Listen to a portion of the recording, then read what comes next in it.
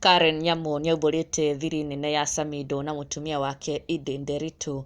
Ndeto iria igĩtigĩte arũmĩrĩri na mafans a Samido na Ide magegete kuona atĩ what they thought had happened tiguo kũrarĩ.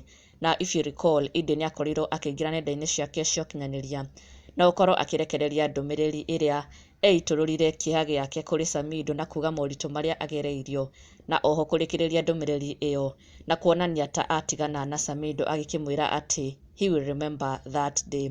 Na nĩ ndũmĩrĩri yarĩ na ruo rũingĩ mũno, na from the interpretation of Ide's post kana Ide's message to Samido, it appeared as if they are no longer together. Ide has called it quits.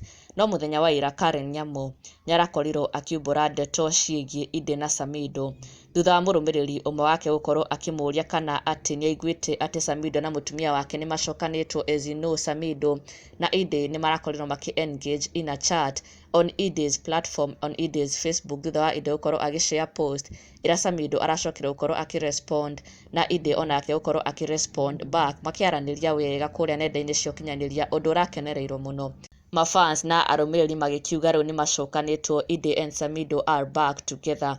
Na mũrũmĩrĩri ũmwe nĩho arakorirwo akĩũria Karen Nyamu kana nĩona Ide na Samido nĩmacokanwo, na Karen Nyamu in response arakorwo akiumbũra atĩ Ide na Samido gũtirĩ hĩndĩ matiganĩte, no they never parted ways. Na Karen oho akongerera atĩ gũtirĩ hĩndĩ arĩ akorwo a homewrecker between Ide na Samido tondũ in the first place matiratiganĩte, na koguo acio marakoretwo makĩmwĩra atĩ she is the cause of their breakup. Karen Nyamu akaumbũra atĩ these two never broke up in the first place. Na this is the conversation between Karen Nyamu na mũrũmĩrĩri ũmwe wake ũrĩa ũrakorirwo akĩmwĩra atĩ umesikia Samido amerudi kwa bibi yake. Na Karen Nyamu in response arakorwo akimwĩra atĩ hehehe, wewe unadhani alikuwa ameenda wapi na bado mtaniita homewrecker, mutire hakiri. Karen Nyamu akiuria ati tunadhani Samido alikuwa ameenda wapi. Karen akiuga ati gũtirĩ kũndũ Samido athiĩte, the two had never split up in the first place.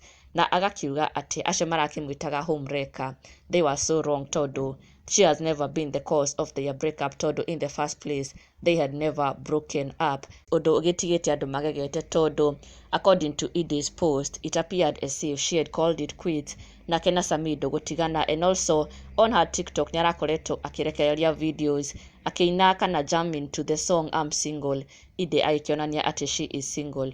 No Karen Nyamu haha akaumbũra atĩ they never broke up, gũtirĩ hĩndĩ maratiganĩte. Na ndũgakĩriganĩrwo gũsubscribe for the latest and trending Kikuyu celebrity news. Never miss an update. Subscribe now.